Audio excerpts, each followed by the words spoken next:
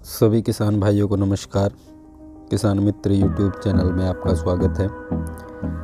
आपने हमारी पिछली कुछ वीडियो देखी होंगी जिसमें हम अपने एक नए फार्म की तैयारी कर रहे हैं।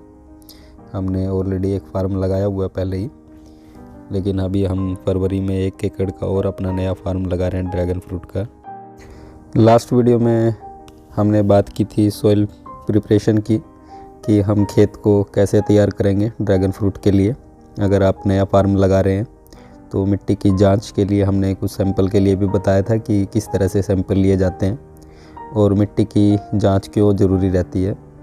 अगर आप फर्स्ट टाइम फार्म लगा रहे हैं अपना ड्रैगन फ्रूट का या कोई दूसरा फार्म भी लगा रहे हैं फ्रूट के लिए, तो मिट्टी की जाँच बहुत ज़रूरी रहती है।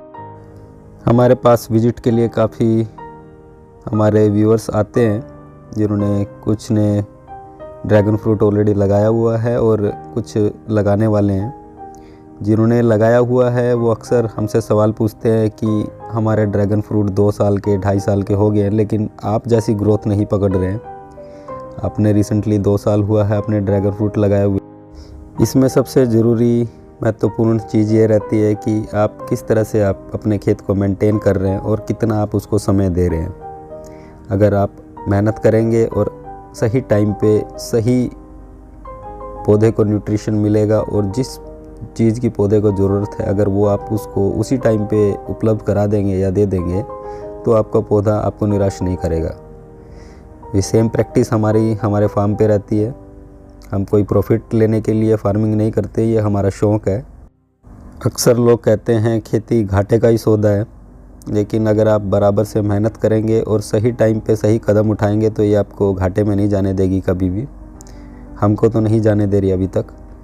अगर आप भी इस तरह से मेहनत करेंगे और सही टाइम पे प्लांट को केयर बराबर करके और उसको न्यूट्रिशन बराबर प्रोवाइड करने की कोशिश करेंगे तो आपको भी उतना ही प्रॉफिट होगा। तो आज हम बात करते हैं कि अगर आपने सॉइल टेस्टिंग करवा ली है तो उसके बाद हमको किन चीज़ों का ध्यान रखना चाहिए। सबसे पहले तो हमने खेत की बुआई कर ली।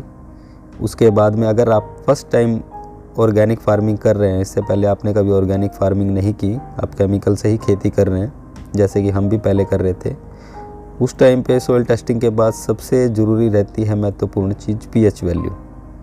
पीएच वैल्यू क्या रहती है? पीएच वैल्यू होती है पोटेंशियल ऑफ हाइड्रोजन, जिसकी ये फुल फॉर्म है। इसका 1 से लेके 14 तक इसका स्केल होता है, जिसमें 7 वैल्यू जो मानी जाती है न्यूट्रल, यानी बिल्कुल मध्य मानी जाती है इसको, सामान्य मिट्टी।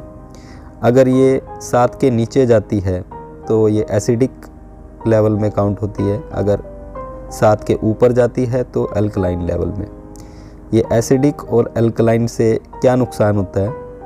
जैसे कि आपकी वैल्यू मान लेते हैं 3, 4 या 5 आती है तो इसमें आपकी एल्युमिनियम, मैग्नीशियम और आयरन बहुत ज़्यादा मात्रा में हो जाते हैं, जिससे मैग्नीशियम, कैल्शियम, पोटाशियम, फास्फोरस ये आपकी कमी हो जाती है, जिनका पौधे की ग्रोथ में अलग अलग इम्पोर्टेंट रोल रहता है। वहीं आपकी वैल्यू अगर 8, 9, 10 या से ऊपर चली जाती है तो ये अल्कलाइन कैटेगरी में आता है। इसमें आपका सोडियम और बोरोन की मात्रा ज़्यादा हो जाती है, जिससे आयरन, जिंक, मैग्नीज, कॉपर और फास्फोरस ये इन चीज़ों की कमी हो जाती है, जिनका भी अपना एक इम्पोर्टेंट रोल रहता है पौधे की ग्रोथ में। अभी आप यहाँ इस फ़ोटो में देख पाएंगे जहाँ पीएच वैल्यू 4 है वहाँ पौधे की ग्रोथ कितनी होती है, और जहाँ 5.5 है वहाँ कितनी, और न्यूट्रल जहाँ 7 रहती है वहाँ पौधे की ग्रोथ कितनी होती है। तो ये एकदम सीधा और सिंपल वे है, आप इसके आसानी से इसको देख पाएंगे और समझ पाएंगे कि पीएच वैल्यू का क्या पौधे की ग्रोथ में क्या इंपॉर्टेंट रोल रहता है। वहीं हमने लास्ट ईयर जब फर्स्ट टाइम अपना ड्रैगन फ्रूट फार्म लगाया था तो हमने ये पीएच वैल्यू चेक कराई थी, यानी हमने सोइल का ही पूरा सैंपल दिया था जिसमें हमको सभी चीज़ का एक अनुपात मिला, जहाँ पे हमने पीएच वैल्यू ये देखिए हमारी 8.2 थी, यानी ये अल्कलाइन सोइल थी।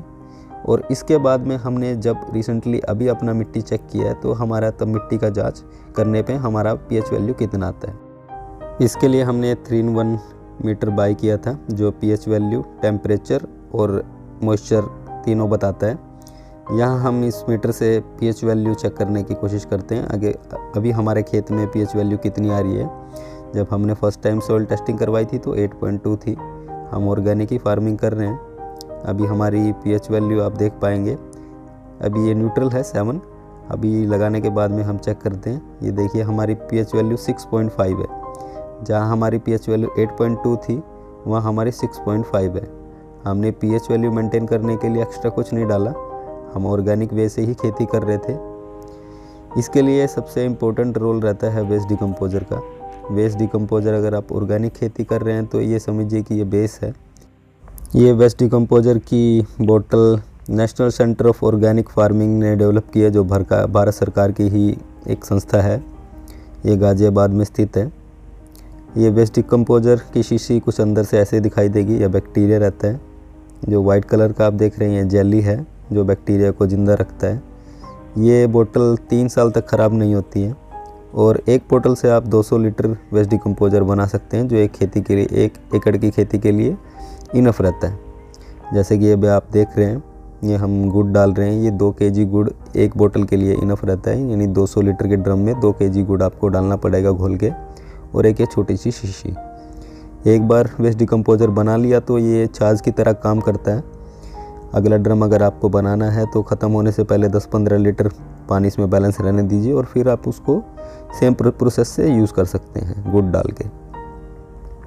यहाँ हमने जीवामृत, घन जीवामृत, वेस्ट डिकम्पोजर और जिब्रेलिक एसिड बनाया हुआ है, जो हम अपनी ऑर्गेनिक खेती में यूज़ कर रहे हैं। इससे ही हमारी पीएच वैल्यू मेंटेन।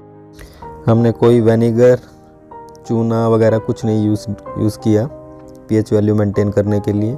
हम ऑर्गेनिक वे से ही कर रहे हैं और ये सबको सलाह देते हैं कि अगर आप ड्रैगन फ्रूट की खेती कर रहे हैं स्पेशली, आप ऑर्गेनिक वे से ही कीजिए, आपकी पीएच वैल्यू मेंटेन हो जाएगी। इसमें कोई इतना बड़ा इशू नहीं रहता, क्योंकि पीएच वैल्यू अगर मेंटेन हो जाती है आपकी तो पौधा आपका अच्छे से ग्रोथ करेगा।